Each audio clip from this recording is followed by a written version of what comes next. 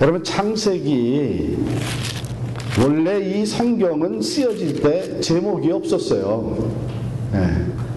각 성경들이 그냥 쓰여졌지 이걸 창세기다 그러고서는 쓴 게 아니에요. 그러니까 나중에 편집하면서 이름을 이제 붙인 거죠. 그러니까 창세기라는 이름 자체는 그 맨 앞에 나오는 얘기에서 그냥 그대로 본딴 겁니다. 태초에 하나님이 천지를 창조하시니라 이렇게 돼 있고, 영어로는 In the beginning God created the heaven and earth. 그렇기 때문에 이 창세기라고 이름을 갖다 붙인 모든 것의 시작이라는 뜻이죠. 여기서 중요한 것은 하나님을 제외한 모든 것의 기원을 기록한 것이 창세기 1장부터 11장까지 나오는 내용이에요. 그러면 하나님을 제외한 모든 것의 기원, 그러니까 하나님의 존재 자체에 대해서는 어떤 증명이나 논리나 설득이 필요 없는 거예요. 그냥 태초에 하나님이 창조의 주체가 되시고 역사의 주관자가 되시고 생사화복을 이끌어 가시는 하나님의 존재는 그대로 선포되는 거예요. 그렇기 때문에 성경 공부를 한다고 하는 것은 믿음이 없이는 참 힘들어요. 믿음이 없으면. 그러니까 여러분이 벌써 성경 공부를 하면서 은혜를 받고 하나님의 임재를 경험하고 내 삶에 변화가 있었고 하는 것은 하나님이 우리에게 믿음을 이미 선물로 주셨기 때문이에요. 이게 얼마나 감사해요. 많은 사람들이 여기서부터 걸려요. 태초에 하나님이 천지를 창조하셨다. 그걸 어떻게 믿어? 여기서부터 걸려요. 그런데 예수 그리스도 안에서 여러분과 저에게는 하나님이라고 하는 존재를 그대로 믿고 받아들일 수 있게 해주신 것이 얼마나 그 믿음이 우리가 노력해서 얻어진 게 아니잖아요. 하나님이 선물로 주신 겁니다. 만물의 시작, 인간이 어떻게 시작이 되었고 죄가 어떻게 시작이 되었고 하나님의 그 구속의 약속은 어떻게 시작이 됐는지, 또 가정은 어떻게 시작이 됐는지, 이 모든 것, 문명, 인간 행진, 국가의 기원, 또 하나님이 택하신 민족, 이 시작들을 1장에서부터 11장까지 쭉 기록해 놨어요.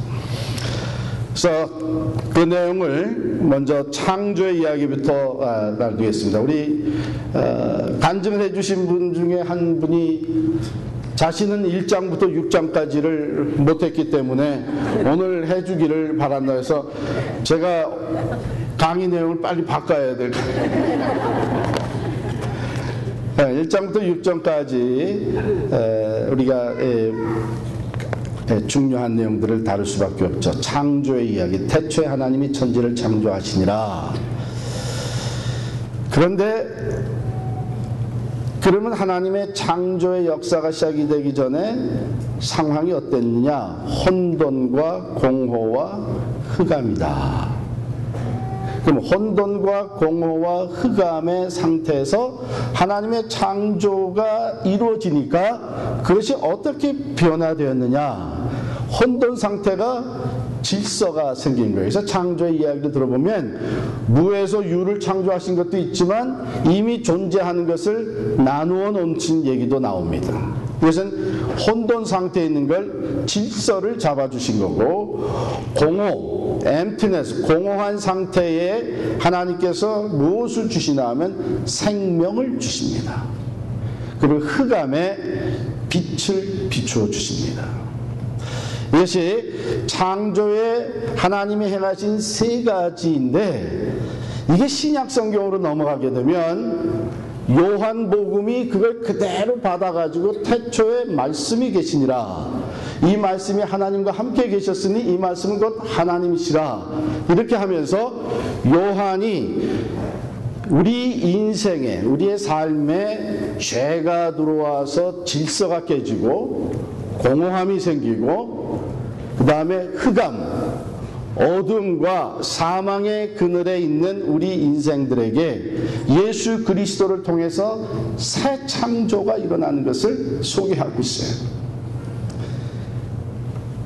혼돈 상태에 있던 자들이 질서가, 이 질서는 관계적인 질서로 시작이 돼서 하나님 우선주의 삶으로 질서가 잡혀가기 시작을 하고, 그 다음에 예수 그리스도 안에서 잃어버렸던 생명, 영원한 생명을 소유하게 되고, 그리고 빛이신 예수 그리스도 안에서 빛을 따라 이 세상에 빛을 비추는 삶을 살게 해주십니다. 그래서 이게 새 창조의 이야기가 예수 그리스도 안에서 다시 한번 반복이 된 것이죠. 자, 그런데 창조 이야기를 하다 보면 마지막에 하나님께서 하나님의 형상대로 인간을 만드시면서 먼저 그 인간들이 생활하는데 필요한 것들을 먼저 다 만드시고 나중에 인간을 만드세요. 다른 것들은 말씀으로 창조하셨는데 인간은 어떻게 만드셨죠? 흙으로 빚으셨어요. 흙으로 빚으셔서 빚어놓고 딱 보시니까 이게 너무 마음에 드시는 거라. 그래가지고 저는 두 귀를 딱 잡고 키스를 하셨는데, 입에다 키스한다는 게 그만 코에다 키스를 하셔가지고 코로 생기가 들어갔어요. 그래서 인간이 생명이 된지라 그렇게 이야기하죠. 하나님의 생기가 들어가서 생명이 된지라고 하는 것에서 우리는 아주 중요한 교훈을 받게 되는데, 인간만큼은 영적인 존재로 만들어졌어요. 하나님의 영을 불어넣으셔서 하나님이 영이시기 때문에 우리도 영적인 존재로 만드심으로 말미암아 영이신 하나님과 펠로십을 할 수 있게 만들어주시고 하나님과 교제하면서 살 수 있게 만들어주셨어요.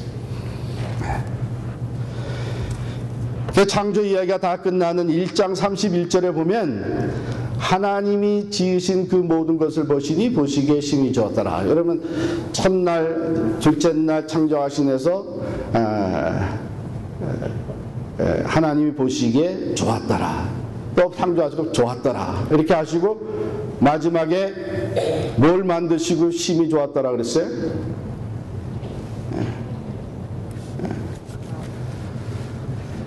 저는 어렸을 때 이렇게 배웠어요.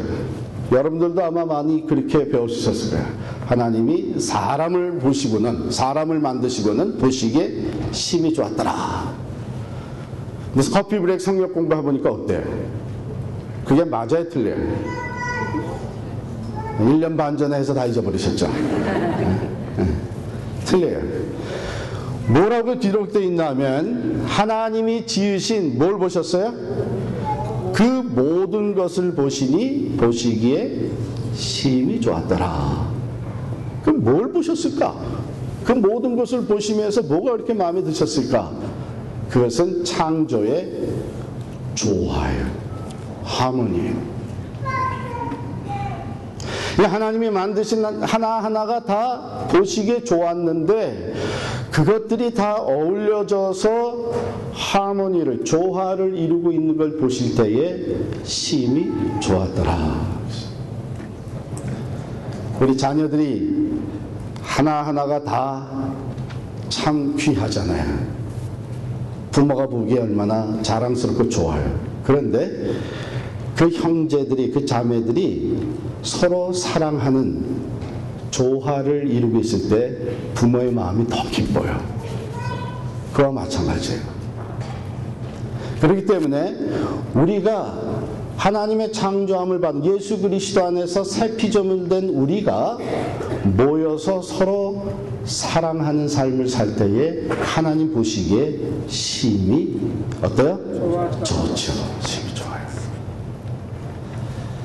주님께서 새 계명을 너희에게 주노니 서로 사랑하라. 내가 너희를 사랑한 것 같이 너희도 서로 사랑하라. 너희가 서로 사랑하면 이로써 모든 사람이 너희가 내 제자인 줄 알리라. 이렇게 말씀하셨어요.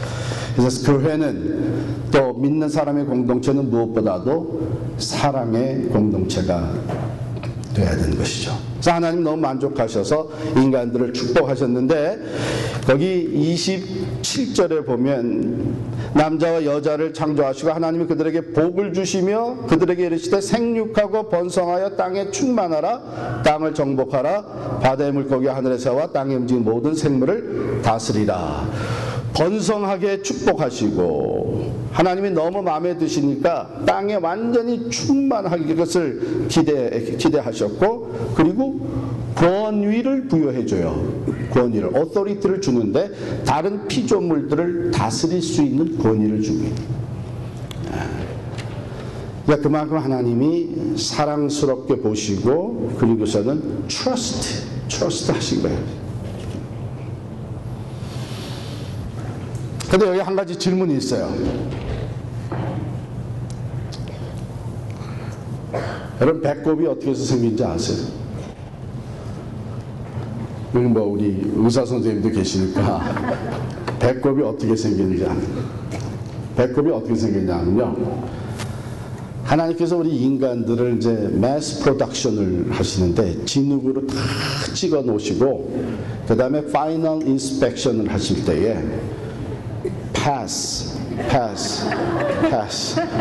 그래가지고서는 패스 돼가지고 나온 인간들마다 배꼽이 있는 거예요. 사실 그게 아니잖아요. 그게 아니에요. 매스 프로덕션이 아닙니다. 똑같이 찍어낸 사람들이 아니에요. 자세히 보면 다 달라요. 우리 아까 간증한 자매면 언니가 커피 브레이크 해가지고서는 인도해서 그 다음날도 아직 시차 적응도 안 됐는데 커피 브레이크 나왔다 그랬잖아요. 저는 아직도 사실은 누가 언니고 누가 동생인지 잘 몰라요. 트윈이시거든. 근데 보면 트윈도 서로 다르다는 거예요. 맞아요? 달라요. 이게 무엇을 얘기해 주나 하면 아무리 이 세상에 수많은 인간들이 살고 있어도 하나님은 우리 한 사람 한 사람을 유니크하게 만드신 거예요. 그것은 또한 하나님이 우리 한 사람 한 사람 향해 가지고 계신 특별한 계획과 목적이 있다는 거예요. 세상에서 저같이 생긴 사람들 중엔 제가 제일 잘생겼어요. 왜 웃으세요? 네? 저는 자신 있게 그렇게 생각하며 살아요. 왜냐하면 세상에 저같이 생긴 사람은 저밖에 없거든. 여러분도 마찬가지예요. 여러분 한 사람 한 사람을 하나님이 유니크하게 만드시고 여러분 한 사람 한 사람을 향한 특별한 계획과 목적이 있어요. 그리고 그 목적에 맞추어서 즉 창조의 목적에 맞추어서 살아갈 때에 하나님이 가장 기뻐하시고 영광을 받으실 뿐만 아니라 우리의 삶이 가장 행복한 삶이 되는 거죠.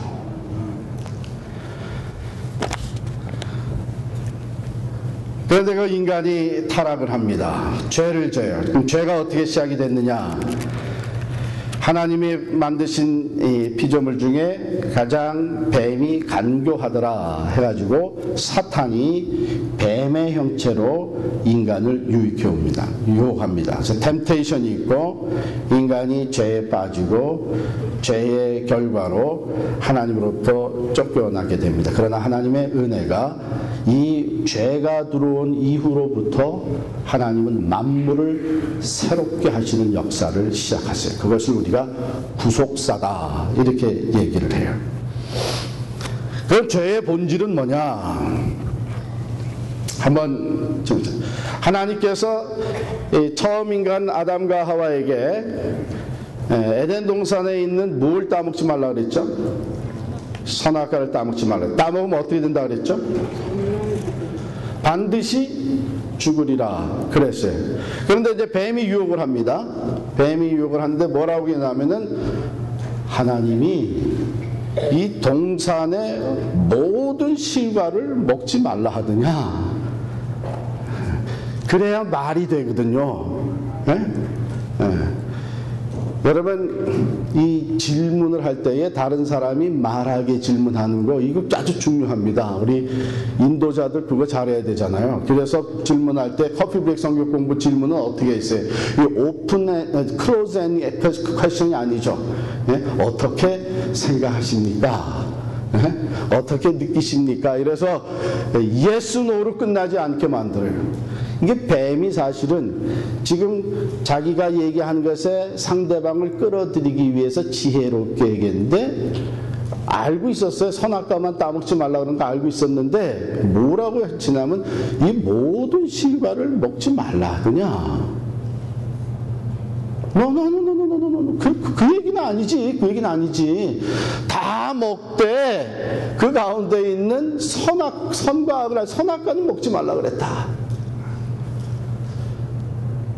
그렇게 이야기를 끄집어감으로 해서 호기심을 유발시킨다.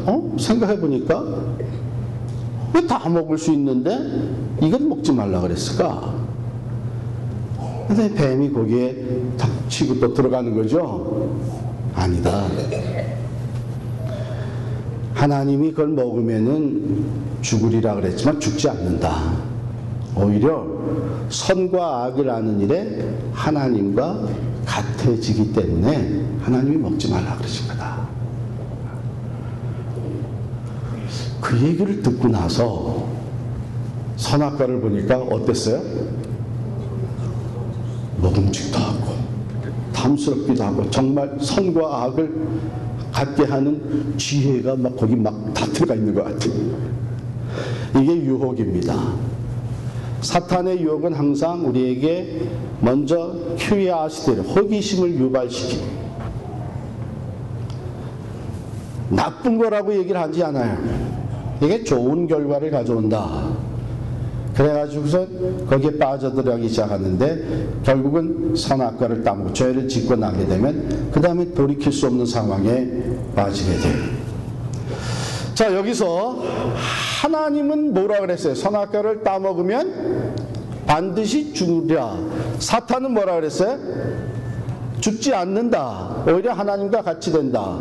이 두 상충되는 말 중에서 아담과 하와가 어느 쪽을 믿었어요? 사탄의 말을 믿었어요. 그래서 따먹었어요. 이 말은 무슨 얘기냐면 하나님의 말씀에 대해서는 불신했다는 얘기입니다. 사탄의 말을 듣고 그 다음에는 하나님의 말씀, 하나님이 그렇게 얘기하셨지만 그게 아닌 것 같다. 그래서 불신하기. 그래서 죄의 본질은 하나님을 믿지 않는 그 자체, 하나님을 신뢰하지 않는 그 자체가 죄의 본질이에요. 그 불신에서부터 죄악된 행위들이 나오게 되는 것이죠. 자, 따먹고 나서 어떻게 됐어요? 네? 궁극적으로 어떻게 됐어요? 정확하게 다 맞히셨어요. 그런데 물어봅시다. 죽었어요? 안 죽었어요? 우리 안 죽었다 그랬어요. 죽었다고 했어요. 죽었어요? 이게 투표해야 되겠네. 죽었다고 생각하는 사람 손 들어보세요. 안 죽었다고 생각하는 사람 손 들어보세요. 나머지는 뭐예요? 에? 안 죽었으면 어떻게 보면 하나님 거짓말 하셨네. 하나님 분명히 그랬죠. 따먹으면 반드시 죽으리라 그랬는데 그 안 죽었다 그러면 하나님 거짓말 하신 거네. 그런 줄 알았어. 그냥 먹지 못하게 하시려고 그냥 과장되게 얘기하신 거지. 그거예요? 아니. 죽었어요. 죽었어요. 이걸 여러분들이 정확하게 알아야 돼요. 하나님의 말씀은 그대로 이루어져요. 죽었어요. 그럼 성경에서 얘기하는 죽음이라는 게 뭐냐? 죽음이라고 하는 것은 하나님과 관계의 단절을 의미합니다. 하나님과의 관계의 단절을 의미해요. 본래 인간은 영생하도록 지음받았어요. 아까 제가 말씀드렸죠? 영적인 존재로 하나님과 교제를 하는데 영원히 하나님과 교제할 수 있도록 영적인 존재로 지음을 받았어요. 영생하도록. 그런데 죄를 짐으로 말미암아 죽음에 이르게 됐어요. 죽었어요. 하나님과 관계 떠났어요. 그러니까 여러분, 영생이라는 게 뭐냐? 영생이라고 하는 것은 엄밀히 따지면 우리는 이렇게 시간적인 관념으로만 생각을 하는데, Eternal Life라고 하는 것은 시간적으로 영원하다고 하는 뜻을 가지고 있지만, 또 하나는 그 life의 퀄리티로서 God's life를 얘기하는 거예요. 왜 그러냐 하면 본래 영원하신 분은 하나님 한 분이세요. 영원부터 영원까지 존재하시는 분은 하나님 한 분이세요.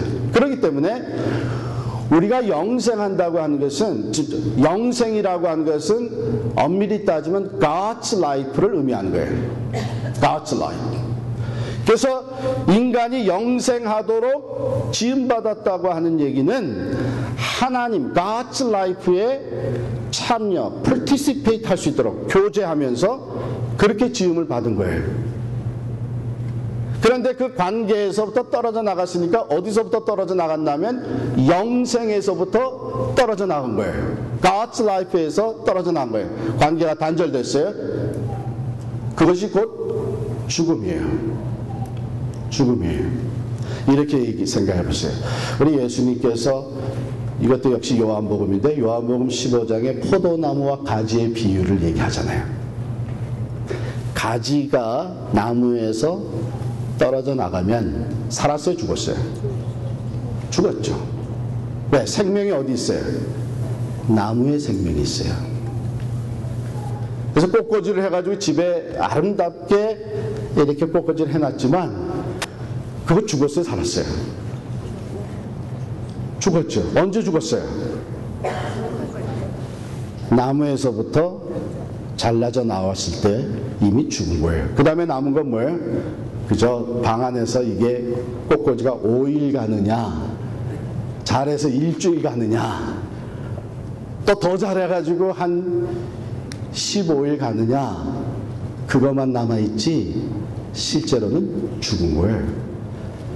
하나님에게서부터 떨어져 나간 인생들, 즉 죄로 말미암아 하나님과 관계가 단절이 되고 아담 하와 이후로 하나님과의 관계가 단절된 상태에서 태어난 모든 인간은 죽은 거예요. 영생에서부터 떨어져 나갔기 때문에 죽은 거예요. 퀘스천이 있다면 이게 60평생을 사느냐, 그래도 용케 80세를 사느냐, 아니면 또 좋다는 거 다 먹어가지고 백수를 하느냐, 뭐 그 차이는 있을 수 있어요. 그러나 엄밀히 따지면 죽은 거예요. 그래서 죄와 사망에 처한 인생들이다, 이렇게 얘기하는 거예요.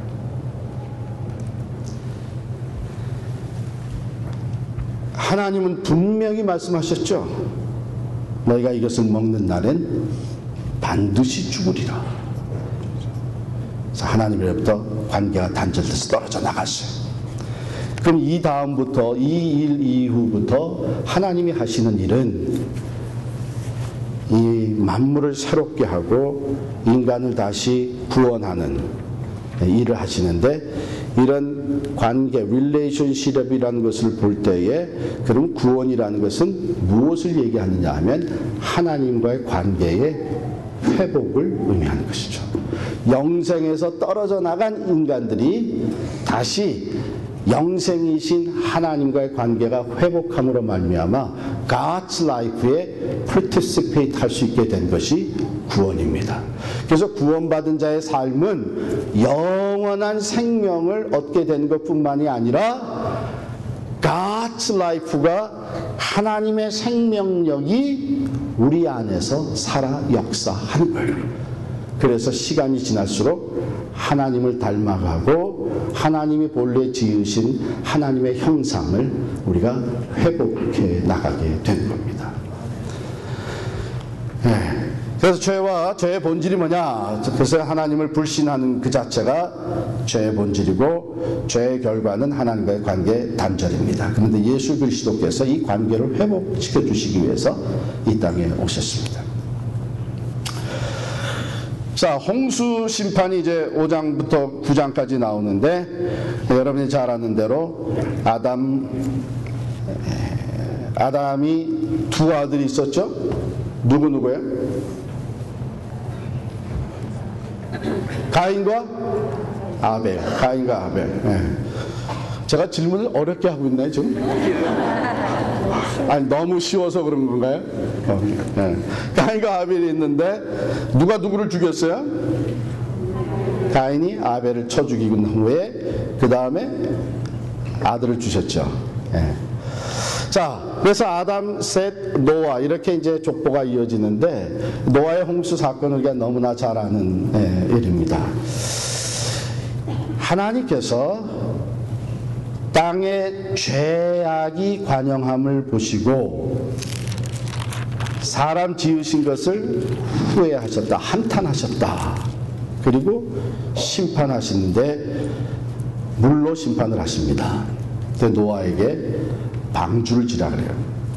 그래서 이 방주는 하나님의 심판에서부터 구원을 받을 수 있는 유일한 길로 하나님께서 열어주신 거예요.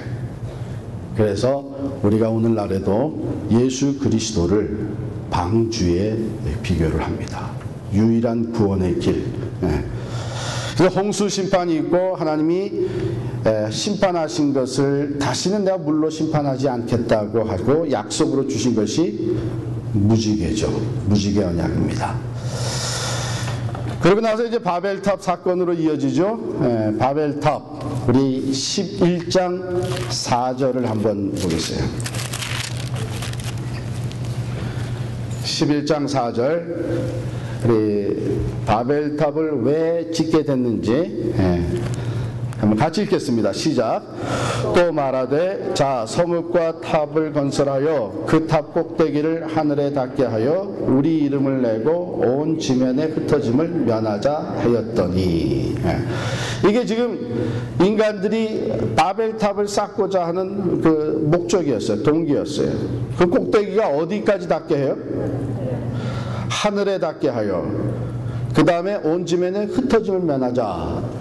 이 얘기는 뭐냐면 탑을 높이 세움으로 말미암아 우리가 언제 어느 곳에서 보더라도 우리가 모여야 될 것이 어딘지를 분명히 볼 수 있게 하자. 그런 의미예요. 그렇죠? 높이 쌓음으로 말미암아 어디 가서 길을 잃어도 저기로구나. 그래서 그쪽을 다시 찾아가는 거예요. 그런데 단순히 그런 생각뿐만이 아니라 이제 문명도 어느 정도 발달되고 그랬으니까 이것을 어디까지 올리자 그랬어요? 하늘 꼭대기까지 올리자 해서 인간들의 마음속에 하나님의 자리에까지 올라가고자 하는 교만이 담겨져 있는 겁니다. 처음 인간 아담과 하와가 죄를 질 때에 뭐라고 유혹했어요? 선악을 아는 일이 하나님과 같아진다. 거기에 넘어갔어요. 지금 바벨탑을 쌓는 것도 하늘 꼭대기까지 져가지고 하나님과 같아지고자 하는 이 인간의 교만이. 그리고 또 하나는 하나님의 계획과 명령에는 거역하는 일이죠. 하나님은 인간을 지으시고 어떻게 되기를 원하셨어요? 땅에 충만하라. 땅을 정복하라. 흩어지는. 그런데 흩어지지 아니하고 우리가 모여 있어서 우리의 성을 쌓고 우리의 이름을 높이고 하늘 꼭대기까지 우리가 높아지자. 이것이 인간입니다. 하나님은 교만을 가장 싫어하십니다. 하나님은 교만한 자를 물리치십니다. 겸손한 자에게 은혜를 더하시죠. 그래서 오늘날에도 말이죠. 우리가 문명이 발달하고 과학이 발달하고 우리에게 지혜와 능력이 더해져 가지고 결국은 우리 이름을 높이고자 하는 그것이 개인이 될 수도 있고 가정이 될 수도 있고 또 교회가 될 수도 있고 국가가 될 수도 있어요. 하나님의 다스림을 받는 피조물들이 하나님의 자리에까지 우리가 올라가며 우리 이름을 높이고자 하고 우리 힘으로 모든 것을 해내고자 할 때에 하나님에게는 그게 말할 수 없는 교만입니다.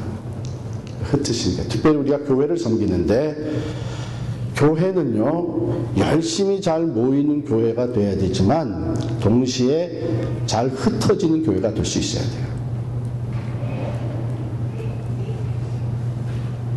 저는 이민교회에 있기 때문에 이런 얘기를 한다 이렇게 생각하지 마세요. 이민교회도 우리가 이것을 잃어버리게 되면 똑같이 어려워지는 거예요. 지금 한국교회에서 자꾸 어려움이 생기는 큰 문제 중에 하나가 뭐냐? 제가 볼 때는 우리 한국에 있는 교회들이 많이 교만해지고 있다 그런 생각을 해요. 큰 교회 못할 일이 없습니다. 이제 그 교회 안에는 사회의 다양한 계층의 리더십에 있는 사람들이 모여 있고요. 물질 아주 넉넉합니다. 사람 수도 엄청나게 많습니다. 그러는 동안에 하나님의 교회들이 하나님의 이름을 높이는 것보다는 사람들의 이름을 높이는 일이 자꾸 생겨나고 있어요. 세습도 그 중에 하나죠. 메가철치 지향주의로 나가는 것도 그 중에 하나입니다. 그렇기 때문에 제 좁은 소견에는 지금 하나님께서 흩으시는구나. 너무 이렇게 부정적인 시각으로만 볼 필요는 없어요. 하나님께서 우리 인간들의 교만을 낮추시면서 흩으시는 것은 결국 하나님이 원하시는 땅끝까지 복음이 전해지는 것에 그 계획을 완전히 이루어 가시는 과정으로 보면 좋습니다. 그러나 하나님이 흩으실 때는 아프죠. 고통이 있죠. 예루살렘 교회도 이 지상에 첫 번째로 세워주신 그 교회가 하루에 3,000명이 예수를 믿고 구원에 이르는 놀라운 성장을 이루었어요. 그런데 하나님이 원하셨던 것은 예루살렘과 온 유대와 사마리아와 땅끝까지 이르러 내 증인이 되리라 원하셨는데 예루살렘 교회가 그냥 그 자리에 머물러 있는 동안에 스데반 집사가 돌에 맞아 죽는 순교의 사건이 일어나면서 흩어집니다. 흩어지면서 소아시아 지방, 사마리아로 소아시아 지방으로 흩어지고 결국은 안디옥이라고 하는 곳까지도 교회는 흩어집니다. 그러면서 예수 그리스도의 복음이, 생명의 복음이 이 땅에 흩어져 선포되어지기 시작을 합니다. 그래서 여러분과 저도 그냥 이렇게 편안한데 너무 오래 머물러 있는 거 별로 안 좋습니다. 우리 특별히 이제 커피 브레이크 성경 공부를 하는데, 야, 우리 여기 너무 은혜스럽고, 우리 너무 좋고, 벌써 우리 2년, 3년째 우리 똘똘똘 뭉쳐가지고 우리가 얼마나 지금 은혜를 받고 있냐. 그거 그렇게 건강한 거 아닙니다. 자꾸 새로운 사람이 들어와야 되고, 새로운 사람이 들어오면서 또 분가를 할 수 있어야 되고, 그래서 더 많은 사람들이 참여하면서 점점 이것이 확대되어 가고 흩어져 나가야 돼요. 근데 우리 인간들의 욕심은 뭐냐면 그냥 이대로 가기를 원해. 그래서 들어오는 것도 별로 안 좋고 나누는 건 더더욱 안 좋고 우리가 하나님의 계획을 무시하는 거예요. 그래서 우리가 좀 힘들어도 때가 되면 새로운 사람들도 자꾸 들어오고 그랬다 나누고, 그래서 이것이 퍼져 나가야 됩니다. 자, 바벨탑 사건이 이러한 것으로 인해서 하나님께서 흩으시는데 어떻게 흩으셨어요? 언어를 다 언어가 달라지니까 그 다음에는 흩어질 수밖에 없게 됐어요. 그래서 이 바벨탑 사건이 인간의 교만과 하나님의 그 목적을 다시 우리에게 보여줄 뿐만 아니라 언어들이 어떻게 생겨났느냐 하는 것을 또한 이야기해주는 그러한 사건의 이야기가 됩니다. 자, 이제 우리 은혜 나눔 거기로 해서 우리 창세기 1권 1장부터 11장까지 대강 훑었어요. 예, 만족하진 못하지만 1장에서 6장까지도 했어요. 그렇죠? 예. 자, 은혜 나눔 시간인데요. 창세기 발견 1권을 공부하면서 여러분이 받은 은혜 아마 잊어버렸는데 오늘 그냥 또 저랑 같이 이렇게 훑어 내려오다 보니까 생각이 난 거가 있을 거예요. 또 그때 참 기억에 남았던 말씀과 교훈 이것을 지금 테이블에서 같이 나누시는데 제가 시간을 많이 드릴 수는 없고 10분의 시간을 드리겠어요. 10분 동안에 테이블에서 뭐 돌아가면서 하셔도 되고 꼭 그럴 필요는 없고요. 내가 오늘 다시 복습을 하는 동안에 이런 은혜 받았던 것이 기억이 났다. 아직도 그 말씀이 그때 그 말씀이 창세기 말씀이 내 안에 남아있다 해서 1장부터 11장까지의 내용을 여러분께서 한번 받았던 은혜와 기억에 남는 말씀을 나누는 시간입니다. 시작을 하세요. 아까 우리 찬양할 때 저 멀리 배는 나의 시온성 우리 인도자들이 나와서 해주셨는데 그 찬양이 저에게는 그 찬양을 할 때마다 두 개의 그림이 떠오르는 거예요. 하나는 제가 이제 대학교 때에 제가 이제 일리노이 주립대학을 다녔는데 그 캠퍼스 처치에 한인들이 꽤 있었어요. 우리 학생들도 많이 있었고 그랬더니 그 목사님이 거기서 좀 떨어진 데에 한인들이 별로 살지 않는데 한인교회들 있어서 그 조그만 작은 교회들을 좀 가끔 우리가 이제 찾아갔어요. 그래서 그 차를 그냥 밴을 타고 한 2시간, 3시간 운전해서 가서 저녁 찬양 예배 같이 드리고 그리고 또 돌아오고 그랬는데 그때에 밴을 타고 왔다 갔다 하면서 가장 많이 부른 복음성가가 이거였어요. 저 멀리 배는 나의 시온성 거룩한 것 아버지지 오늘은 이것 내일은 저것 주복음 전하리 이제 찬양하는데 또 하나의 그림은 성지순례를 5년 전인가요? 갔을 때에 그 이집트에서 이스라엘 요르단으로 해서 이게 코스가 끝나는데 마지막 코스가 뭐였나 하면은 모세가 올라가서 그 다음에 죽은 산 이름이 뭐죠? 예? 맞아요. 느보산에 갔는데 시간이 너무 밤이 늦어졌어요. 그래도 이거 느보산에 우리 올라가야 된다. 가가지고서는 느보산 꼭대기에서 하늘에 별이 막 빛나기 시작을 하고 뭐 공기는 무척 좋죠. 거기서 건너편에 시온산을 바라보는 거예요. 예루살렘 성전이 있는 그 시온산을 느보산에서 바라보면서 모세는 거기서 바라보기만 하고 들어가지 못했죠. 가나안 땅에. 그런데 우리는 가나안 땅에 들어가서 다 돌아보고 이제 나와가지고 느보산에서 이제 그걸 다시 바라보는데 밤에 불을 편 위에 야경이 쭉 있고 예루살렘 성 바라보면서 거기서 그 찬양 우리가 불렀어요. 저 멀리 배는 나의 시온성 거룩한 것 아버지지. 여러분 그 느보산에서 시온산을 바라보고 만약에 그 시온산으로 예루살렘으로 가려면 그 사이에 산에서 내려가서 요단강을 건너가야 돼요. 저 요단강 건너편에 찬란하게 배는 곳 그것을 생각하면서 그 찬양을 불렀기 너무나 은혜스러웠어요. 한번 같이 또 부를까요?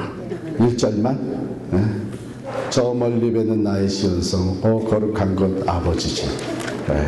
같이 한번 찬양. 우리 또 전도사님 잽싸게 피아노 반주를 하십니다.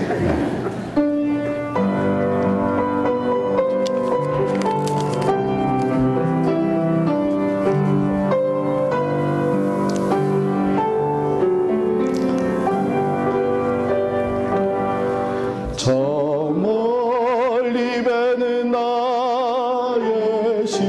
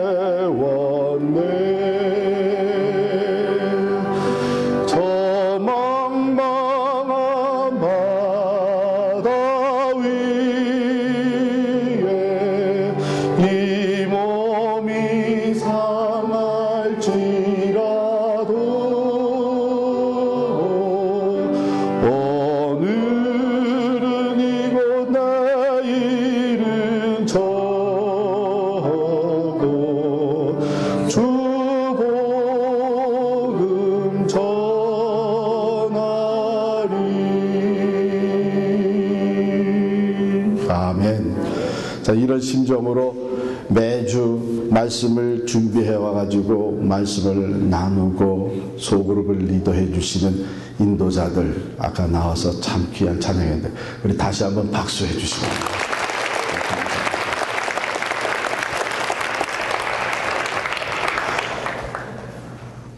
1장부터 11장을 마무리하면서 제가 늘 저는 창세기의 창조의 이야기를 묵상할 때마다 하나님께서는 만물을 창조하시는 과정 속에서 결국은 관계를 만드셨다 하는 것을 생각하게 됩니다.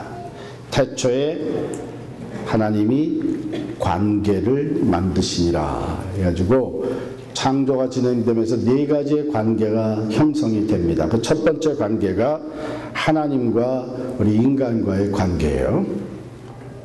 그리고 두 번째가 남녀를 만드심으로 말미암아 인간과 인간과의 관계가 형성이 되고 하나님이 인간에게 만물을 다스리라고 하시고 그 권위를 주심으로 인해서 인간과 자연과의 관계가 형성이 되고 그리고 인간은 자기 자신과의 관계가 있습니다. 이 네 가지 관계가 형성이 됐는데 이 관계가 죄가 들어오기 전에 어땠어요? 하나님과 우리 인간과의 관계가 너무 좋았죠. 그래서 하나님께서 만족해 하시며 땅에 충만하라 하시고 복 내려주시고 권위를 주셨어요.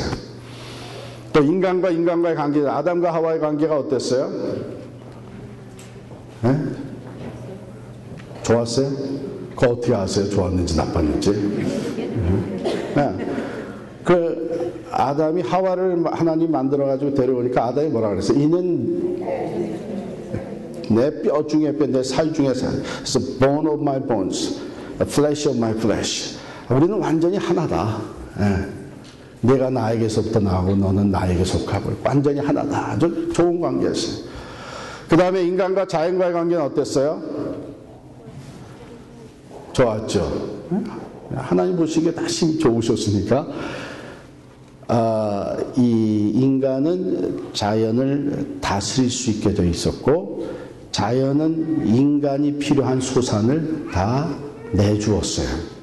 네. 인간이 자기 자신과의 관계는 어땠어요? 그냥 좋았다 그러면 돼요. 그냥 좋았어요. 네. 어디서 발견하게 되냐면 창세기 2장 마지막에 하면 저들이 벌거벗었으나 부끄러워하지 아니하니라. 네. 요즘 벌거벗으면 부끄러워요? 안 부끄러워요? 네. 우리 인간만큼은 자기 자신을 객관화시켜 놓고 평가할 수 있는 능력이 있어요. 그래서 우린 나는 나를 사랑한다, 나는 나를 미워한다, 나는 나를 부끄럽게 생각한다, 나는 나를 심지어는 저주한다. 이렇게 인간은 자기 자신과의 관계가 있는데 벌거벗었으나 부끄러워하지 않았다 하는 얘기는 있는 그대로가 만족했던 거예요. 자기 자신에 대해서. 그게 하나님이 본래 만드신 관계예요. 네 가지 관계. 그런데 이 관계가 깨져나가죠. 죄를 짐으로 말미암아 하나님과 인간과의 관계가 깨집니다. 그렇죠? 그 다음에 아담과 하와의 인간과 인간과의 관계가 깨져요. 하나님께서 죄를 짓고 숨어있는 아담과 하와를 찾습니다. 아담아 내가 어디 있느냐. 내가 두려워서 숨었나이다. 내가 그 먹지 말라는 선악과를 따먹었느냐. 하나님이 만들어서 나랑 함께하게 한 이 여자 때문에 먹었습니다. 세상에 믿지 못할 게 남자예요. 나도 남자지만 뭐 언제는 뭐 뼈 중에 뼈, 살 중에 살이라 그러니까 그러다가 책임질 일이 생기니까 그 다음에 이 여자 때문에 그랬다는 거예요. 책임 전가하죠. 책임 전가. 인간과 인간과 관계가 깨져나갑니다. 인간과 자연과의 관계가 깨져요. 왜냐하면 하나님께서 이 죄가 들어온 다음에 뭐라 그러냐. 이제는 너는 땀을 흘리면서 수고해야 땅의 소산을 먹게 될 것이다. 땅은 너로 말미암아 저주를 받고 너에게 가시덤불과 엉겅퀴를 낼 것이다. 그래서 여러분, 우리 죄가 들어온 이 세상에서 사는 우리 인간이 자연을 즐기기도 하지만 자연으로 인해서 두려워하기도 해요. 인간과 자연과의 관계가 깨져나갔습니다. 그 다음에 인간이 자기 자신과의 관계는 어떻게 됐어요? 선악과를 따먹고 나서 제일 먼저 한 게 뭐예요? 무화과 나무 잎으로 치마를 만들어서 자신들을 가리웠어요. 자기 자신에 대해서 수치스럽고 부끄럽게 여기기 시작을 했어요. 자기 자신을 있는 그대로 받아들일 수가 없었어요. 여러분, 무화과 나무 잎 보셨죠? 정말 치마 만들기 좋게 돼 있어요. 이게 손바닥같이 이렇게. 그거 몇 장 딱 따가지고서는 묶어가지고 치마하면 되는데, 이 잎사귀를 가만 보게 되면 솜털 같은 게 있어요. 솜털 같은. 근데 그때 속치마가 없었잖아요. 그래서 제 혼자 생각에, 그러고 숨은 때 얼마나 가려웠을까 하고 여러 생각을 해봐요.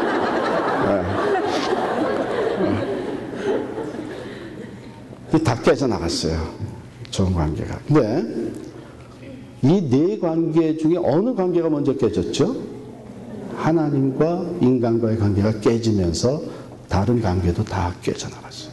이 얘기는 바꿔서 얘기하면 하나님과 나와의 관계가 회복이 되면 다른 관계들도 회복이 되는 거예요. 그래서 아까 우리 또 자매가 나와서 간증하는데, 나는 우리 가족들에 대한 원망과 미움이 가득했었습니다. 그런데 성경 공부를 하면서 하나님과의 관계가 아름답게 회복이 되다 보니까 가족들을 용서할 수 있게 되고, 가족들을 위해서 기도하게 되고, 가족들을 불쌍히 여기면서 생명의 복음을 전하게 돼요. 온 가족이 구원에 이르는. 하나님과 나와의 관계가 회복이 되면서 나와 다른 사람과의 관계가 회복이 되고, 나와 자연과의 관계가 회복이 돼요. 맨날 다니던 길인데도 예수 믿고 나니까 이 나무가 이렇게 살아있는 줄 몰랐다는 거예요. 이파리 하나하나가 막 생명력이 느껴지고, 자연을 보면서 하나님을 찬양하기 시작을 하고, 하나님이 만드신 이 세상, 이 자연을 우리가 보호해야 된다. 그래서 자연과의 관계가 회복이 돼요. 그리고 자기 자신과의 관계가 회복이 됩니다. 여러분, 예수 믿고 나서 예수 믿기 전에는 내 과거를 누가 알까봐 그냥 근근하면서 살던 사람이 몇백 명 사람들 앞에 나와서, 여러분, 나는 과거에 이런 사람이었습니다. 그런데 예수님 안에서 내가 새 사람이 됐습니다. 예수님이 나를 의롭게 만드시고 내가 하나님의 자녀로 다시 태어났습니다.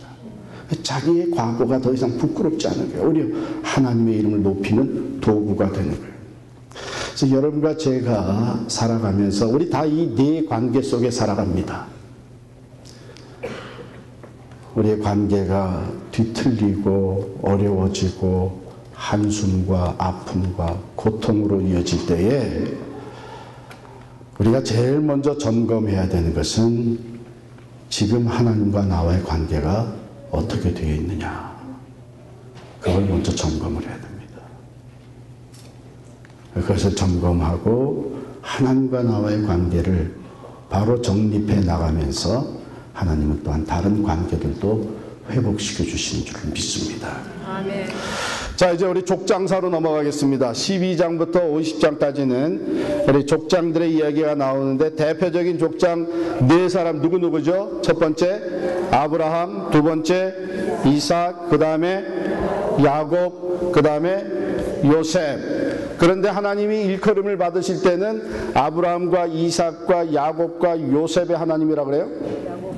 아브라함과 이삭과 야곱의 하나님이라 그래요. 왜 그럴까요? 왜 그럴까요? 성경에 이거 있어요, 없어요? 왜 그렇다고? 없으면 그냥 우기면 돼요.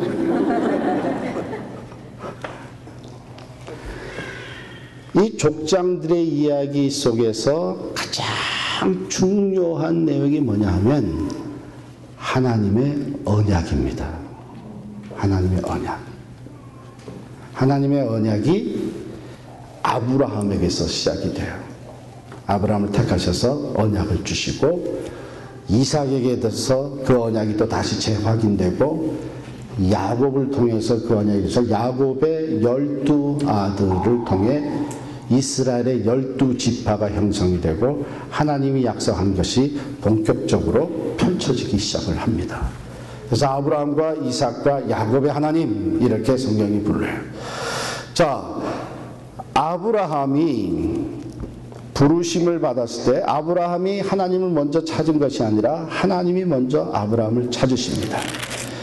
그리고서는 아브라함을 우리가 얘기할 때 믿음의 아버지, 믿음의 조상, 믿음의 아버지로 만들어 가십니다. 그래서 여러분께서 아마 참 은혜를 받았던 게 뭐냐면 그 엄청난 믿음의 사람 아브라함이지만 그의 삶을 들여다보니까 아브라함도 우리랑 비슷한 면이 많았다.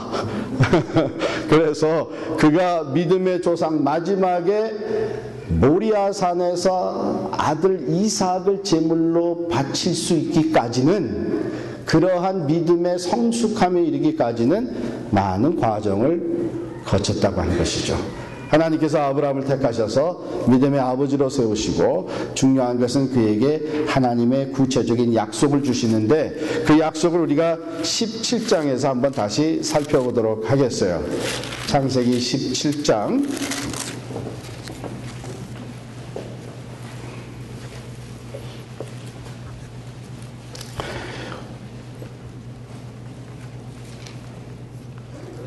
17장 1절에서부터 보게 되면 하나님이 주시는 언약의 이야기가 나옵니다. 2절에 보면 내가 내 언약을 나와 너 사이에 두어 너를 크게 번성하게 하리라. 4절 보면 보라 내 언약이 너와 함께 있으니 너는 여러 민족의 아버지가 될지라 하면서 이름을 바꿔주시죠. 아브라함에서 아브라함으로 바꿔줍니다. 그 다음에 7절에 보면 내가 내 언약을 우리 7절 8절 같이 읽겠습니다. 시작. 내가 내 언약을 나와 너 및 내 대대 후손 사이에 세워서 영원한 언약을 삼고 너와 내 후손의 하나님이 되리라. 내가 너와 내 후손에게 내가 거류하는 이 땅 곧 가나안 온 땅을 주어 영원한 기업이 되게 하고 나는 하늘의 하나님이 되리라.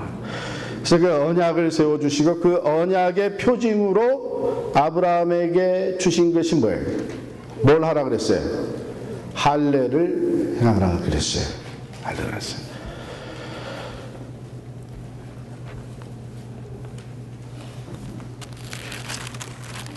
그리고 이 언약을 성취해 나가는 과정에 아브라함을 믿음의 조상, 믿음의 아버지로 세워가시는데 마지막에는 그 독자를 바치는 일까지 하나님께서 요구를 하십니다.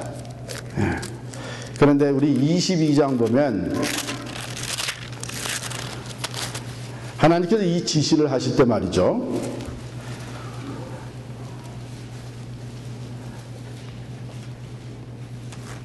이삭을 바치라고 지시를 하실 때 2절 말씀 보면 아브라함이 하나님 이삭 외에 다른 것을 생각할 수 없도록 다른 것을 생각할 수 없도록 아주 구체적으로 이삭을 바치라 그래요.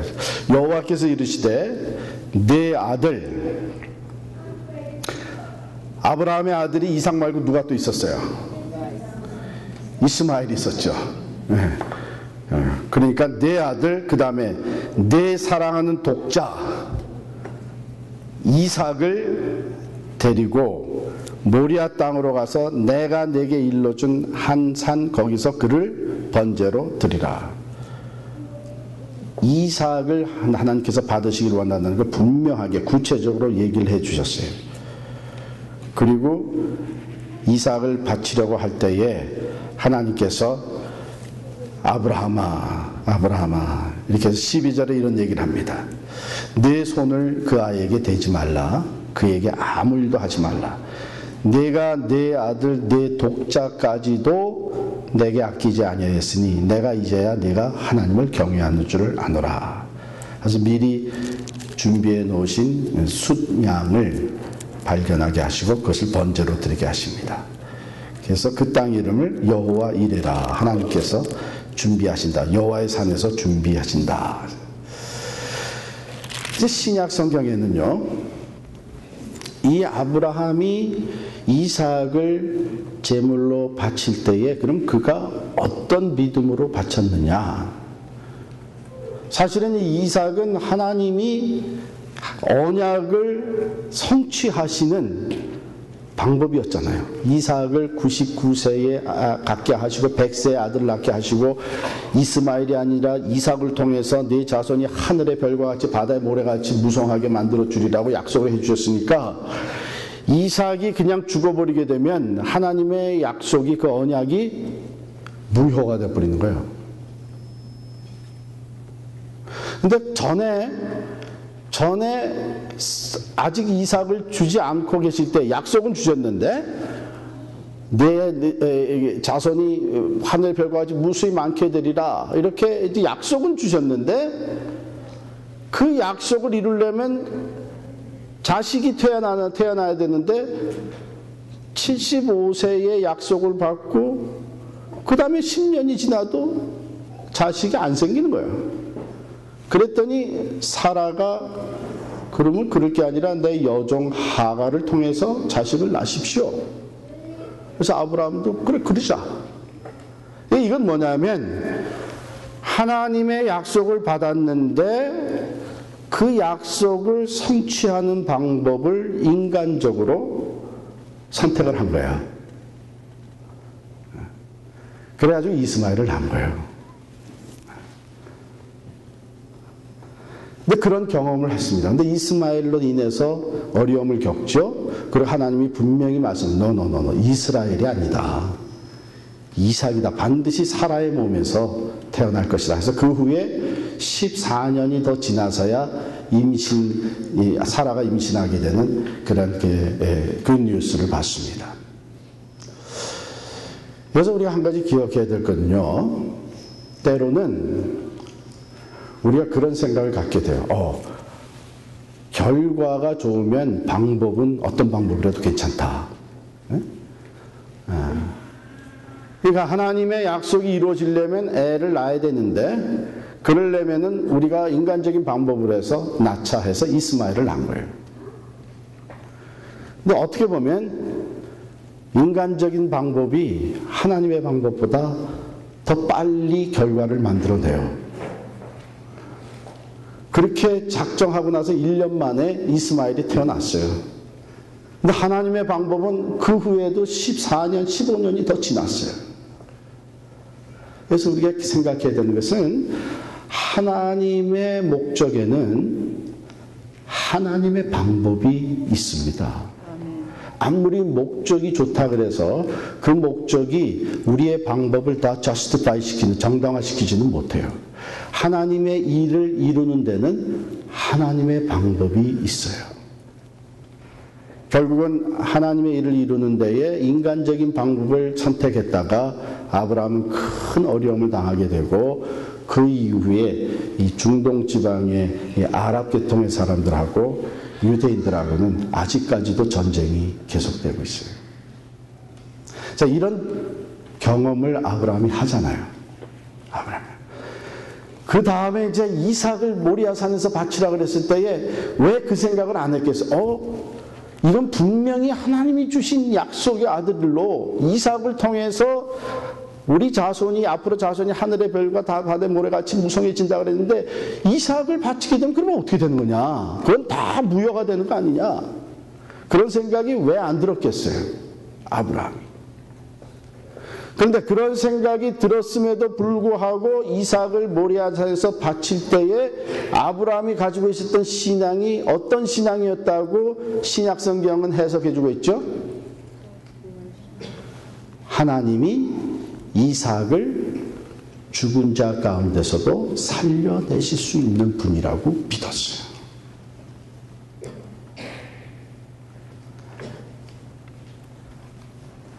이게 아브라함이 가졌던 신앙입니다. 하나님이 아브라함의 신앙을 거기까지 키워주신 거예요. 하나님이 죽은 자 가운데서도 이삭을 살리실 수 있는 분이라 확신을 하고 그리고서 이삭을 드렸습니다. 하나님께서 매우 기뻐하시고 아브라함에게 여호와 일의 하나님을 보여주십니다. 자, 아브라함이 믿음의 아버지를 하고 그 다음에 이제 이삭으로 이어지는데 이삭에게 가서도 계속 아브라함에게 주셨던 약속이 다시 재확인되고 또 리마인드 됩니다. 이삭의 이야기는 굉장히 짧아요. 24절부터 26절인데 많은 사람들이 우리 크리스천들이 난 그저 이삭과 같은 축복만 받으면 난 족하다. 그렇게 생각하는 사람들이 있어요. 왜냐하면요, 이삭은 사실 뭐 이렇게 말년엔 좀 그랬지만 그렇게 아브라함이나 야곱과 같이 큰 어려움을 겪지 않습니다. 그런데 성경에 보면은 이삭이 뭐가 됐다고 그러냐 하면은 거부가 됐다 그래요. 하늘에 그저 땅의 소산이 100배가 나와가지고 또 가는 곳마다 운물이 터지게 해가지고 이삭은 거부가 됐다 그래요. 그러니까 난 그렇게 크게 어려움 당하지 아니하고 뭐 하나님의 일 한다고 이렇게 뭐 그럴 거 없이 그냥 난 그저 하나님 축복 안에 잘 먹고 잘 살고 이삭과 같이 됐으면 좋겠다. 그렇게 생각하는 사람. 그런데 여러분 이삭에게서도 우리가 엄청난 그 챌린지를 받게 돼요.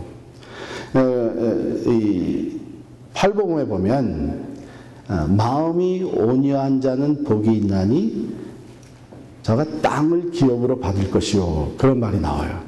그러니까 이삭은 온유한 사람의 대표적인 실이에요. 그가 어느 정도 온유했느냐. 아버지 아브라함이 자기를 제물로 바치려고 할 때에 순종했어요. 거부하지 아니하고 순종을 합니다. 하나님이 그것을 귀하게 보신 거죠.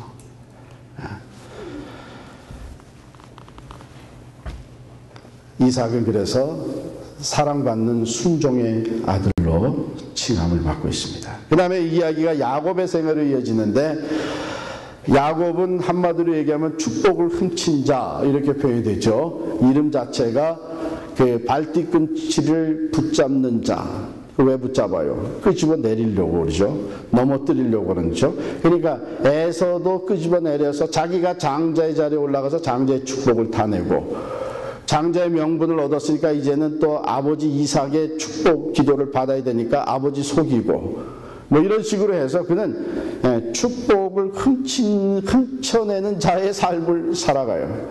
그런데 놀라운 것은 하나님께서 태에서부터 쌍둥이 에서와 야곱이 태에 있을 때부터 하나님이 작은 자를 세우셔서 큰 자가 작은 자를 섬기게 될 것이다 해서 야곱을 이 믿음의 계열에 세워주십니다. 그래서 야곱을 하나님께서 베델에서 처음 직접 만나주시고 야곱의 삶을 신실하게 이끌어 주셔서 나중에는 그가 이스라엘이라는 이름으로 바뀌어지게 만들어 주십니다. 어디서 이 이름이 바뀌어지죠? 야복 강가에서 천사와 씨름하면서 이름이 바뀌어집니다. 이때 야곱은 지금까지 자기가 살았던 생활 방식을 하나님 앞에 다 내려놓을 수밖에 없는 자기의 의지와 수단과 지혜와 방법으로 하나님의 축복을 쟁취해내는 삶의 방식을 그대로 다 내려놓을 수밖에 없는 상황에 이르러요. 누구 때문에? 에서 때문에. 금이 환영하는 것 같지만 이제 형이 400명의 군사를 이끌고 자기 만나러 온다고 그러는데 이제 꼼짝없이 죽었어. 이 재산이 이게 무슨 필요가 있는 거야 이제.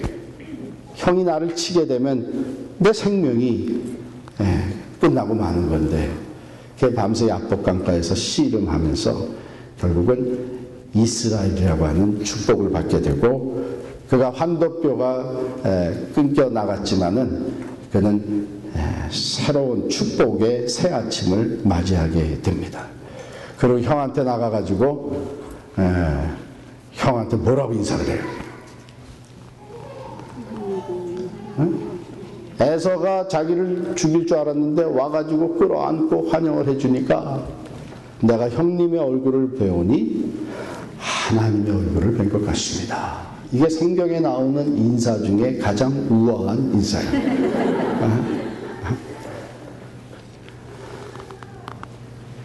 그게 정말 우아한 인사, 우라지게 아첨하는 인사였느냐? 그게 아니고 야곱이 하나님과 야복강가에서 변화되어지고 자기가 하나님 앞에 두 손 들었을 때에 하나님이 자기의 문제, 가장 궁극적인 문제 에서를 하나님께서 감동시키셔서 자기를 영접하게 해주시고, 그런 사건 속에서 하나님이 모든 것을 화평하게 이루어지시는구나 하는 것을 경험을 한 거예요. 그래서 자기가 변화되니까 원수로만 알았던 에서 형의 얼굴에서 하나님을 보게 되는 거예요. 여러분, 잠언서에 보면 이런 말이 나옵니다. 사람이 하나님을 기쁘시게 하면 그 사람의 원수라도 그로 더불어 화목하게 하시느니라, 그런 말이 나와요. 그러니까 우리가 어려운 인간관계, 원수, 정말 적에 죽든지 내가 죽든지 둘 중에 하나는 해야 되겠다, 그런 상황에 놓였을 때에도 우리가 생각해야 되는 것은 뭐냐면, 이런 상황에서 하나님이 기뻐하시는 것이 뭐냐, 내가 어떻게 대처하는 것을 하나님 기뻐하시냐. 그래서 그 하나님이 기뻐하시는 것을 선택을 하게 되면 하나님께서는 내 원수까지도 나로 화목하게 만들어 주시는 거예요. 왜 사람의 마음을 누가 움직이겠어요? 하나님밖에 할 수 없어요.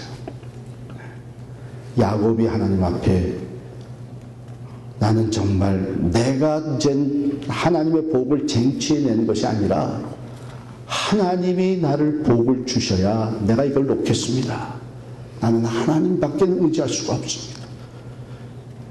내가 가진 것이 많아야 무슨 소용이 있고, 내 자식이 많다고 해서 내가 겉으로 볼 땐 금이 환영하는 것 같지만 이제 내 생명이 죽음의 위기에 놓여 있는데 하나님이 나를 축복해 주시지 않으면 내가 이것을 놓지 않을 것입니다. 환도뼈를 쳤지만 매달린 거예요. 끝까지 매달린 거예요. 자기 자신의 가진 것들 모든 것을 다 포기하고 하나님께만 매달렸을 때에 하나님이 야곱을 이스라엘로 바꿔주시고 그 사람의 원수였던 에서도 그와 함께 화목하게 만들어줬습니다. 야곱의 생애에서 우리는 그 베델에 그가 하늘에 잇대어지는 사닥다리를 보고 그것에 제단을 쌓게 되는 이것과 야복강가의 씨름이 아주 극적인 사건들이죠. 그리고 비로소 야곱의 12아들을 통해 이스라엘의 12지파가 형성이 됩니다. 그리고 이제 요셉으로 넘어가게 되면 요셉은 예수 그리스도의 모형으로 알려져 있습니다. 사랑받는 아들이었습니다. 그런데 애굽으로 노예로 팔려갑니다. 그런데 나중에 애굽의 총리 대신이 돼요. 그리고 이스라엘이 애굽으로 야곱이 자녀들 식구들을 다 내리고 애굽으로 옮겨옵니다. 이것이 바로 일찍이 아브라함에게 주셨던 약속을 그대로 성취해 가시는 하나님이시죠. 창세기 15장으로 한번 다시 돌아가겠어요. 창세기 15장 13절.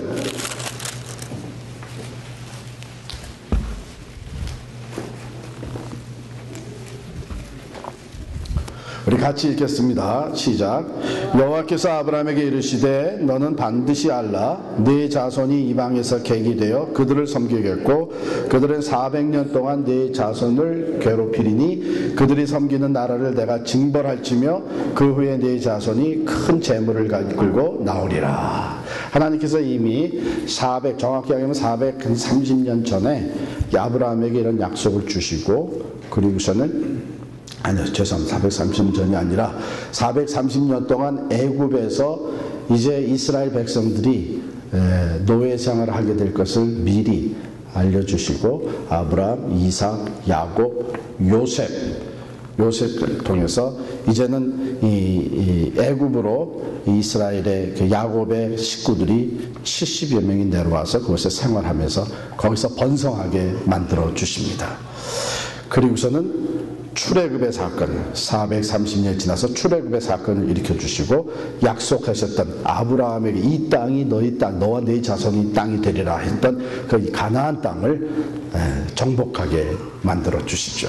이것이 하나님의 약속, 아브라함을 택하시고 하나님과 언약을 맺어주신 그 약속이 그대로 족장시대를 통해서 성취된 것을 우리에게 보여주신 거예요. 자, 이제 잠깐 동안 은혜 나눔 넘버 2 하겠습니다. 창세기 발견 2, 3권을 공부하면서 받은 은혜, 또 기억에 남는 말씀과 교훈을 함께 나누어 봅시다. 2, 3권이니까 1권보다는 아직 기억에 남는 게 많이 있을 거예요. 지금 잠깐 한 8분 시간을 드릴 테니까 8분 동안에 나눠보세요. 오늘 우리 1, 2권 마무리하면서 족장시대 마무리하면서 우리 창세기 12장 1절부터 4절까지 같이 읽도록 하겠습니다. 창세기 12장 1절부터 4절 우리 같이 읽겠습니다. 시작. 여호와께서 아브라함에게 이르시되 너는 너의 고향과 친척과 아버지의 집을 떠나 내가 네게 보여줄 땅으로 가라. 내가 너로 큰 민족을 이루고 네게 복을 주어 네 이름을 창대하게 하리니 너는 복이 될지라. 너를 축복하는 자에게는 내가 복을 내리고 너를 저주하는 자에게는 내가 저주하리니 땅의 모든 족속이 너로 말미암아 복을 얻을 것이라 하신지라. 이에 아브라함이 여호와의 말씀을 따라갔고 롯도 그와 함께 갔으며 아브라함이 하란을 떠날 때에 75세였더라. 여러분 그거 아시죠? 성경에는 이민자의 얘기로 가득 차 있다는 거 아시죠? 그래서 우리가 이민 와서 예수 믿고 성경 공부하면 더 은혜가 있는 거예요.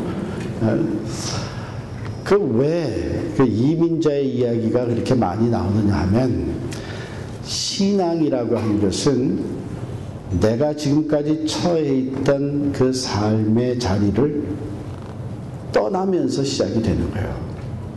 그냥 거기 머물러 있어가지고서는 하나님과의 관계가 시작되기가 어려운 거예요. 그래서 아브라함을 택해서 떠나라고 하는데 내 본토, 고향, 너의 고향, 친척, 아버지 집을 떠나라. 고향이라는 것은 내가 정든 곳이고 내 삶에 굉장히 패밀리한 것이죠. 익숙한 것이에요. 편안한 것이에요. 고향이. 또 친척, 많은 사람들의 관계가 이미 주어져 있고 서로 사랑하고 위할 수 있는 사람들이 내 주변에 얼마든지 있는 아버지, 내가 의지할 수 있는 아버지가 있는 거예요. 근데 그걸 다 떠나라는 거예요. 떠나요. 그래서 하나님은 하나님의 백성을 택해서 하나님의 역사를 이루어 가실 때에 먼저 떠나게 하셔서 불러내시는 하나님이시다. 그래서 우리를 불러내셨어요. 그래서 결국은 하나님께서 이스라엘이라고 하는 하나님의 백성을 형성을 하십니다. 약속을 주시고 형성하십니다. 근데 우리 크리스천들을 우리가 다른 말로 표현할 때 새 이스라엘이라 이렇게 얘기를 해요. 그래서 하나님께서 예수 그리스도 안에서 여러분과 저를 세상에서부터 불러내셨어요. 세상에서부터 불러내셔가지고 새 이스라엘을 형성해 주셨어요. 예수 그리스도 안에서 새로운 공동체, 새 이스라엘 형성. 그게 우리 교회입니다. 근데 불러내실 때 분명히 약속을 주셨습니다. 내가 너로 큰 민족을 이루고 내게 복을 주어 내 이름을 창대하게 할 것이다. 그리고 약속의 징표로 할례를 받게 나중에 해 주십니다. 무수한 자손들이 퍼져나가게 됐습니다.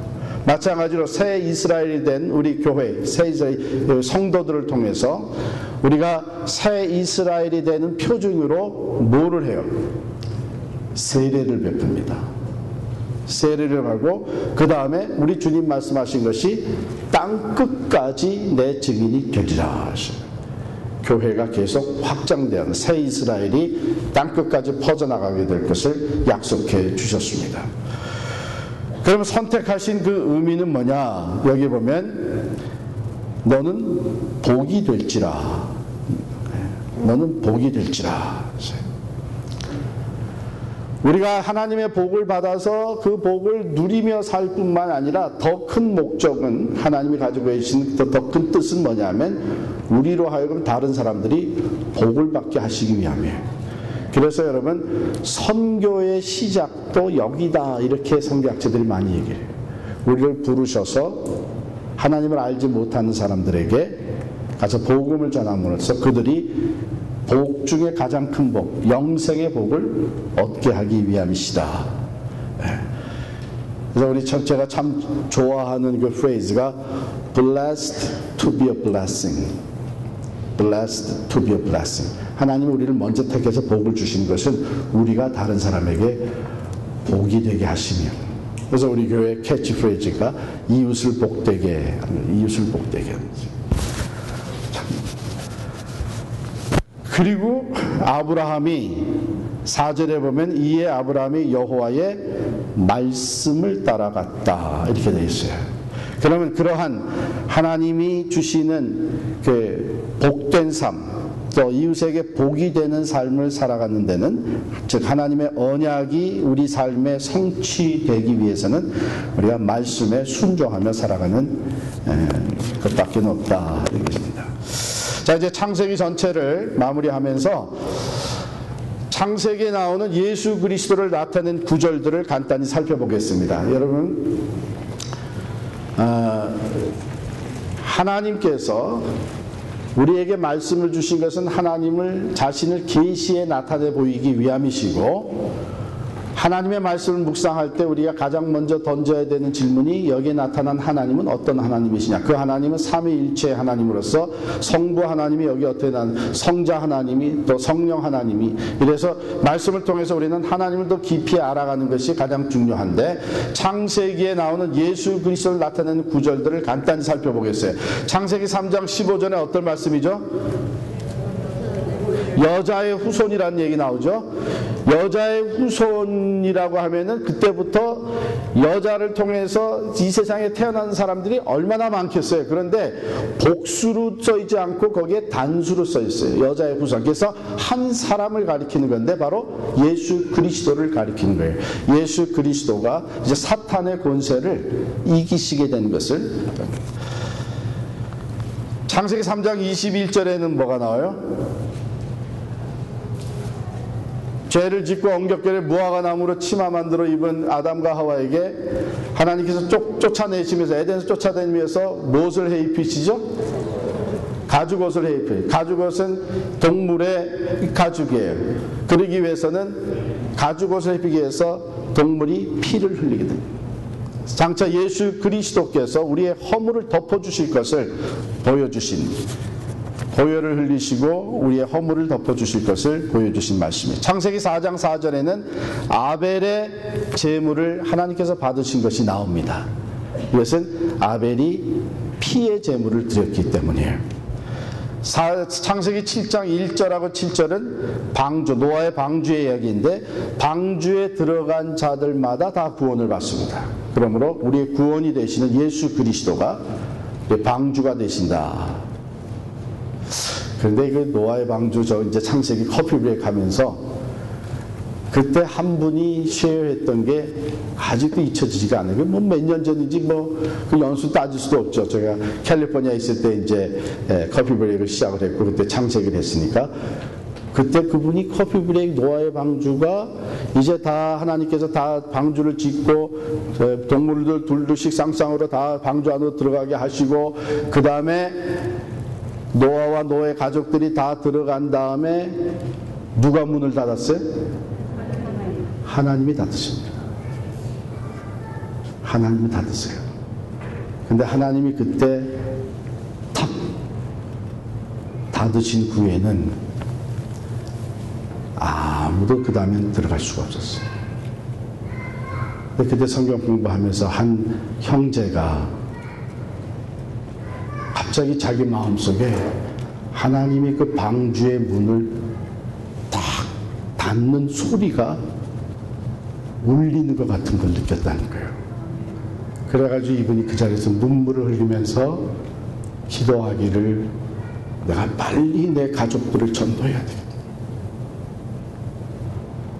내가 기회 있을 때 전하지, 나중에 좀 이렇게 지금까지 살아왔는데 이 하나님이 그 구원의 문을 언제 닫으실지 모르는데, 한 번 닫으면 열자가 없는데, 마치 하나님께서 그 부분을 우리가 같이 나눈 동안에 문이 쾅 하고 닫히는 그런 충격을 자기 마음속에 느끼게 해주셨다고 하면서 이 형제가 눈물을 흘리면서 그런 간증을 하는 것을 제가 들었습니다. 그 간증 이후에는 제가 이 부분을 묵상할 때마다 그게 생각이 나요.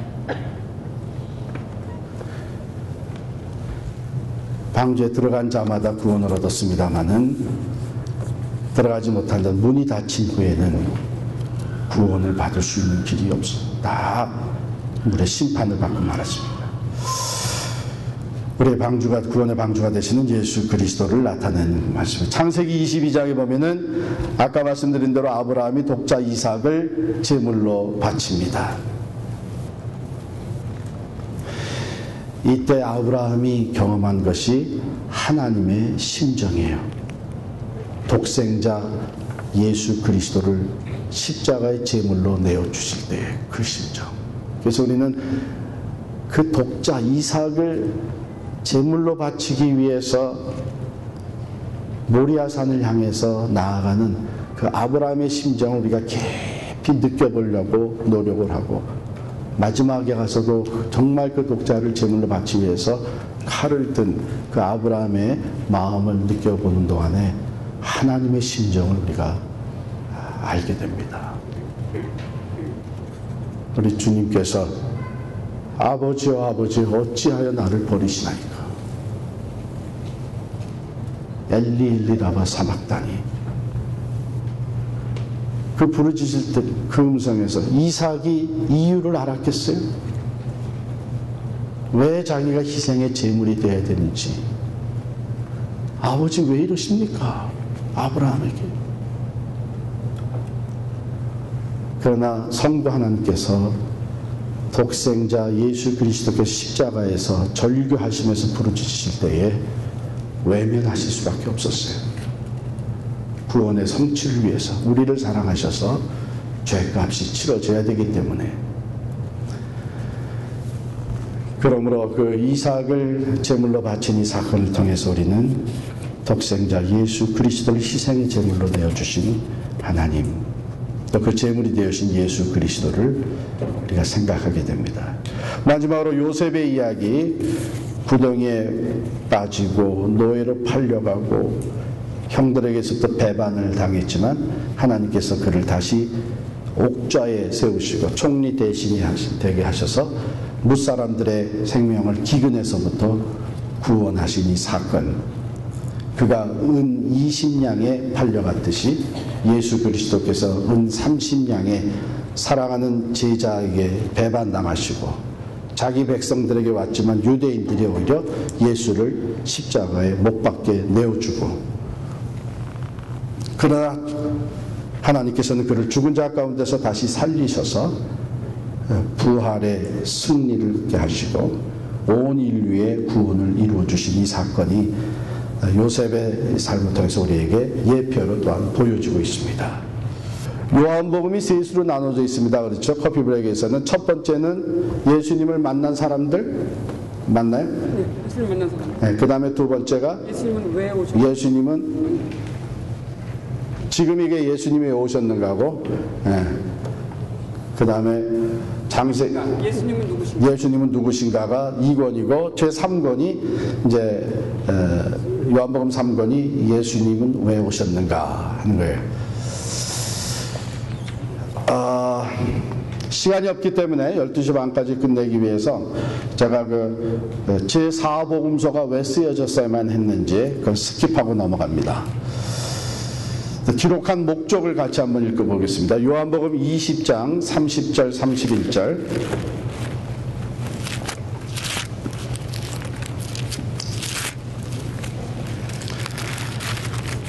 요한복음 20장 30절 31절 같이 있습니다.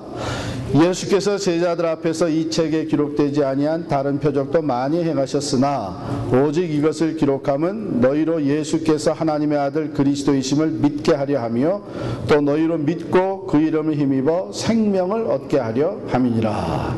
기록한 목적이 뭐예요? 예수가 하나님의 아들 그리스도, 즉 메시아 구세주인 것을 믿게 하려 함이고, 믿음으로 인하여서 생명을, 요한복음에서 얘기하는 생명은 영생을 얘기하는 겁니다. 즉 하나님의 life, God's life, 영생을, 하나님과 관계 회복을 얻게 하려 함이라. 그게 요한복음 기록한 목적이에요.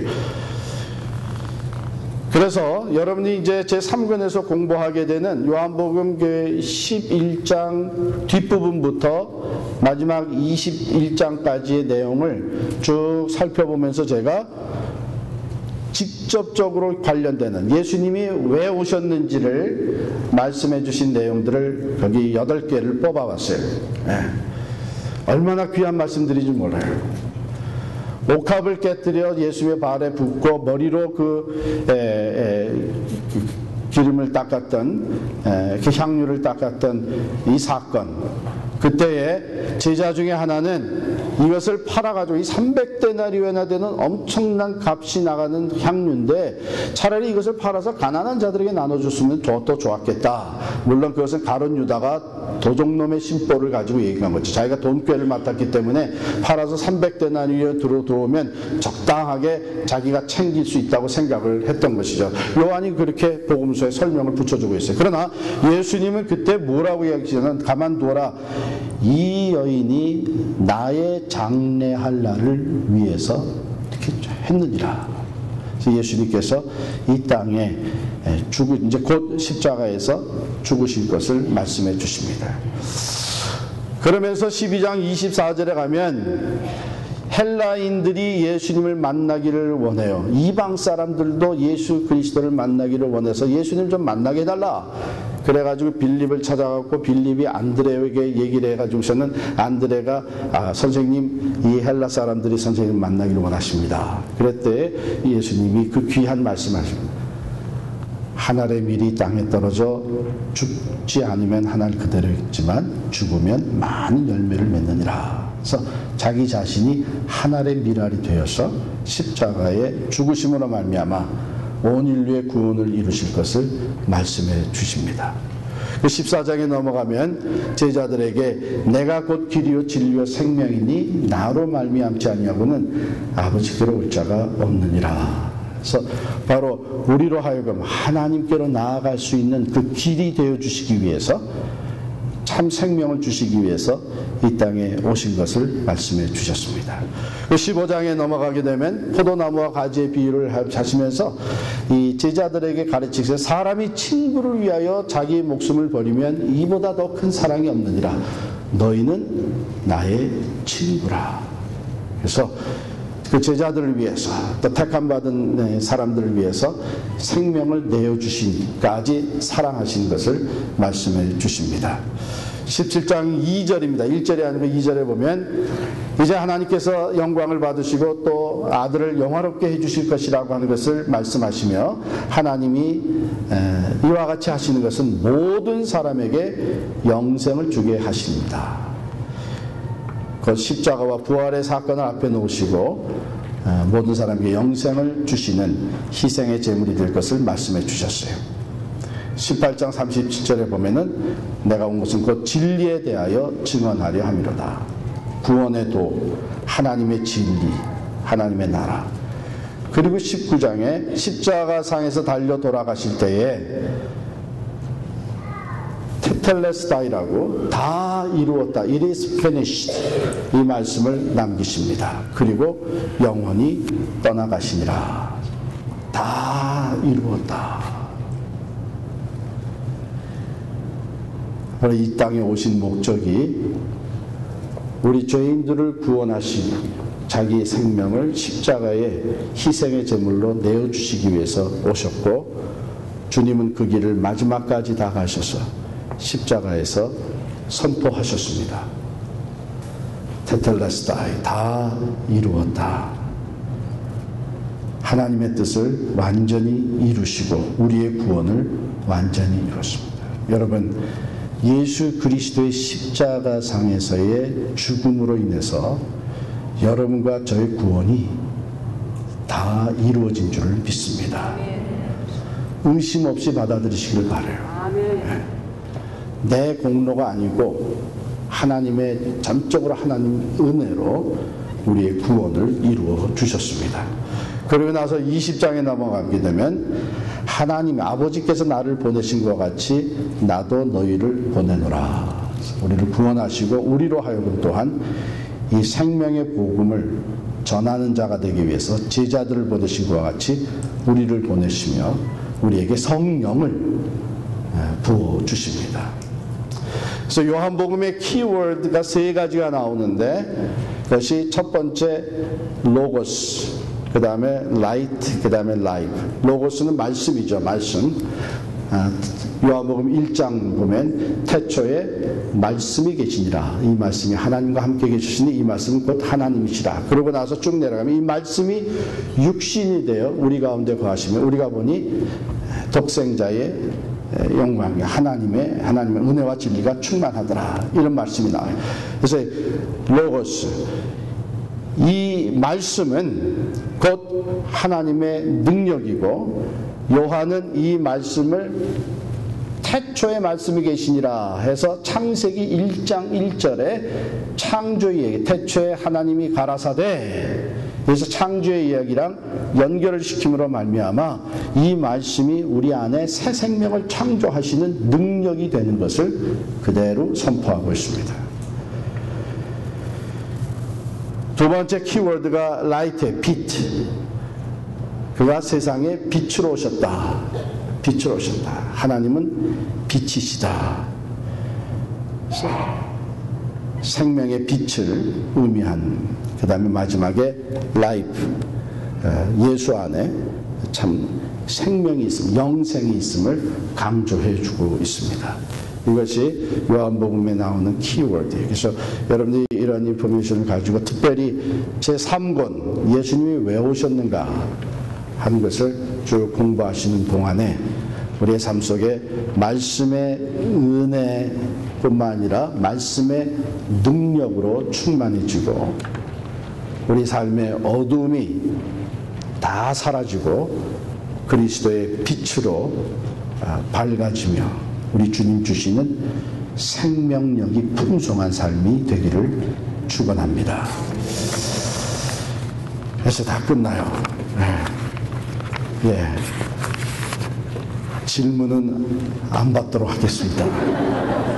시간이 너무 많이 갔기 때문에 질문은 이제 여러분께서 성경 공부하시면서 여러분 소그룹 리더한테 질문을 다 하세요. 예.